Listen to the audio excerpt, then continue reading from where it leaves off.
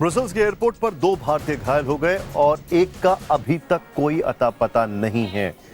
हम बात करें राघवेंद्र गणेशन की। इन्फोसिस में काम करने वाले 48 घंटे से वो लापता हैं। आखिरी बार उनकी अपनी माताजी से फोन पर बातचीत हुई थी। उस कॉल डिटेल में क्या क्या निकल कर आया है। इतना ही नहीं, इस बारे में आज तक जो कि मौजूद है ब्रसेल्स में, उसने बात की। वहां पर भारतीय जो राजदूत हैं उनका क्या कहना है, ध्यान से देखें इस खास रिपोर्ट में।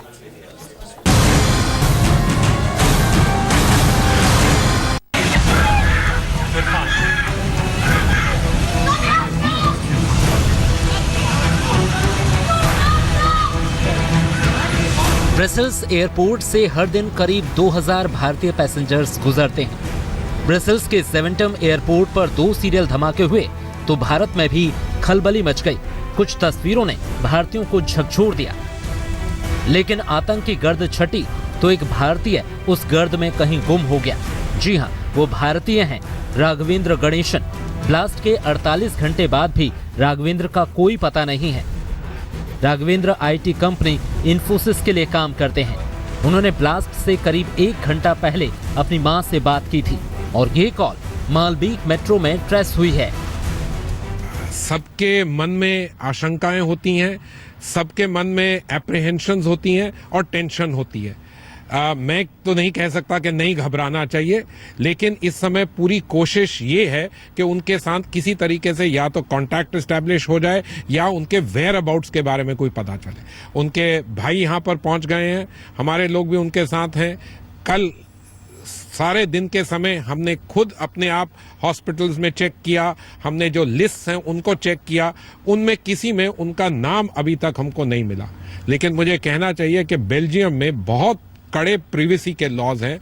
वो लोग यहाँ पर हमें बताएंगे भी तभी जब सब पूरी पुष्टि हो जाए। और दूसरी बात है कि अगर कोई हॉस्पिटल में है और वैसी सीरियस कंडीशन में है तो वहां पर हॉस्पिटल वाले वैसे भी आपको अंदर नहीं जाने देंगे, क्योंकि इन्फेक्शन वगैरह उन चीजों का खतरा रहता है। हम आपको बता दें कि सुषमा स्वराज ने भी उनकी मां से बात की थी और उन्हें मदद का भरोसा दिया है। आज तक की टीम उस जगह भी पहुंची जहां ब्रसेल्स में राघवेंद्र रहते हैं। राघवेंद्र गणेशन के बारे में अब तक कुछ पता नहीं लगा है और उनकी खोज की सारी प्रक्रिया को और भी तेजी से एम्बेसी आगे बढ़ा रही है, ऐसा उनका कहना है। हम उनसे लगातार एम्बेसी से टच में हैं। उनका कहना है कि ईमेल्स और ट्विटर और दोस्तों को कांटेक्ट तो उन्होंने किया ही था, हॉस्पिटल लिस्ट में भी उनका नाम खोजा था, लेकिन अब वो ये एक और उन्होंने कदम आगे बढ़ाया है कि यहाँ की जो लोकल अथॉरिटीज है उनके साथ लगातार संपर्क बनाए हुए हैं और ये कोशिश की जा रही है कि राघवेंद्र का कोई ना कोई पता जरूर चले। अब ऐसा हमें पता चला है कि उनका भाई भी यहाँ पर पहुंच चुके हैं ब्रसेल्स में इस खोज में अपना हाथ बटाने के लिए। तो एम्बेसी के साथ और यहाँ की अथॉरिटीज के साथ और भी जो अपडेट्स होंगे वो हम आप तक लाते रहेंगे।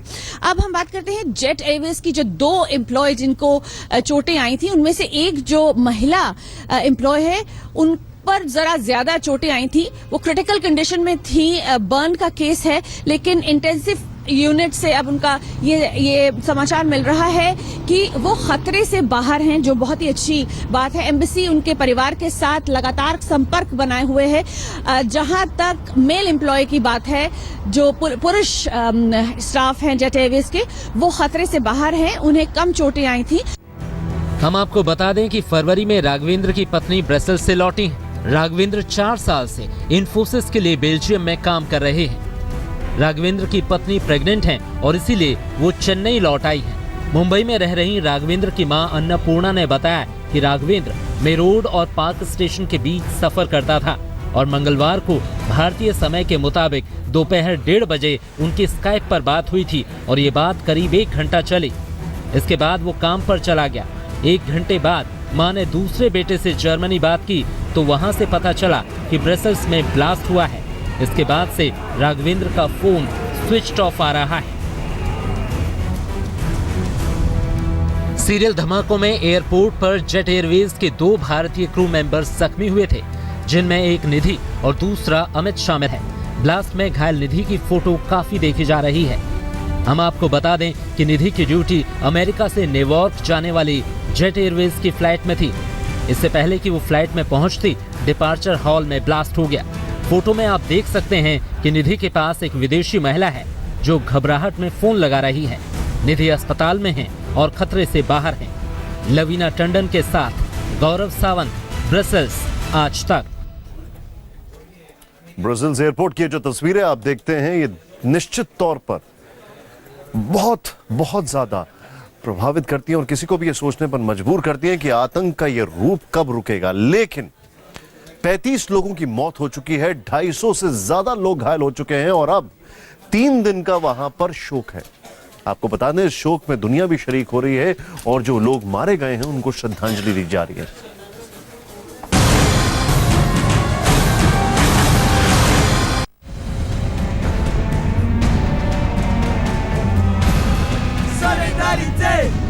आप तस्वीरों में देख सकते हैं कि ब्रसेल्स में मारे गए लोगों को श्रद्धांजलि दी जा रही है।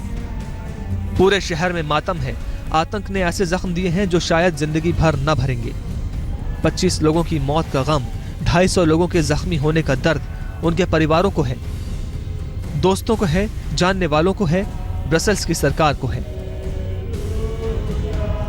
हम आपको बता दें कि बेल्जियम की राजधानी में मंगलवार को हुए सीरियल धमाकों के बाद 3 दिन का शोक घोषित किया गया। दुनिया भर के देश बेल्जियम के झंडे के रंग प्रदर्शित करके अपना शोक जता रहे हैं। दुनिया भर में कई स्मारकों को ब्रसेल्स हमलों के पीड़ितों के साथ एकजुटता में बेल्जियम के ध्वज के रंग में रंगा गया। तापमान 0 से महज 5 डिग्री ऊपर, बेहद ठंड रात के समय, लेकिन इसके बावजूद हजारों की संख्या में ब्रसेल्स के सेंट्रल स्क्वायर में अभी भी लोग इकट्ठा हुए हैं।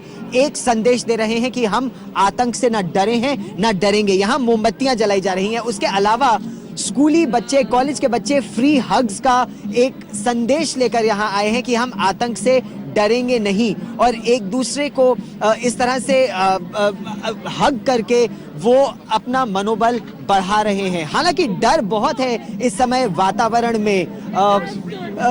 What's the message of the free hug? The message of the free hug is that we want to be strong. We want to be stronger against terror with love, and we want to be unity, the solidarity, and that's it. Okay. आतंक की वजह से डर है, लेकिन उस डर पर जीत पाने की कोशिश कर रहे हैं। आइए हम आपको और ले जाते हैं एक जगह जहां पर आप देखिए कि लोग गाना गा रहे हैं, संगीत का सहारा ले रहे हैं और इससे अपना मनोबल बढ़ाने का प्रयास कर रहे हैं।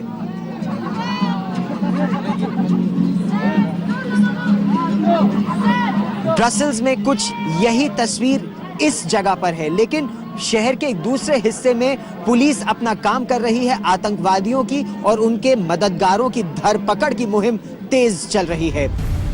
वर्ल्ड ट्रेड सेंटर से लेकर एफिल टावर तक काले, पीले और लाल रंग में पेरिस बम हमलों के पीड़ितों को श्रद्धांजलि के रूप में ध्वज के रंग के साथ रंगा गया। ISIS के आतंक ने ब्रसेल्स को तोड़कर रख दिया है। खौफ का दूसरा नाम बन चुके बगदादी से पूरा यूरोप थर्रा रहा है और आतंक का ये खलीफा दुनिया के लिए नापाक मंसूबे तैयार करके बैठा है।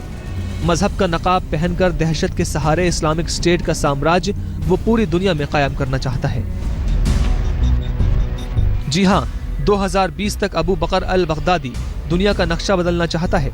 बगदादी यूरोप, उत्तरी अमेरिका, भारत और चीन तक अपना साम्राज्य फैलाना चाहता है। आतंक का आका बगदादी दुनिया के 60 देशों को अपने खिलाफ मानता है और इन तमाम देशों को अपने आतंक से दहलाना चाहता है। ब्रसेल्स के बाद ब्रिटेन का लंदन शहर बगदादी से डरा हुआ है, तो भारत में भी बगदादी सोशल नेटवर्किंग साइट के जरिए भारतीय नौजवानों को वरगलाने का काम कर रहा है। आज तक ब्यूरो। अच्छी खबर यह है कि ब्रसेल्स में जो भारतीय फंसे थे जेट एयरवेज की फ्लाइट को लेकर, वो एम्स्टर्डम के लिए रवाना हुए और वहां से फ्लाइट लेके आ रहे हैं। दिल्ली और मुंबई की जो फ्लाइट्स हैं उनको कंबाइन कर दिया गया है। फ्लाइट पहले दिल्ली लैंड करेगी और फिर मुंबई के मुसाफिर जो है उनको वहां पर छोड़ा जाएगा। ब्रेक से पहले हमने आपको दिखाया था कैसे ब्रुसेल्स धमाकों के बाद अब जीवन वहां पर पटरी पर लौट रहा है, लेकिन भारत में भी इन धमाकों का असर देखा गया। सार्वजनिक जगहों पर सुरक्षा बढ़ाई गई है और इसी के मद्देनजर So I hope to make a difference in the future, and that's why I chose Amrita as my college. Thank you. Hello, everybody.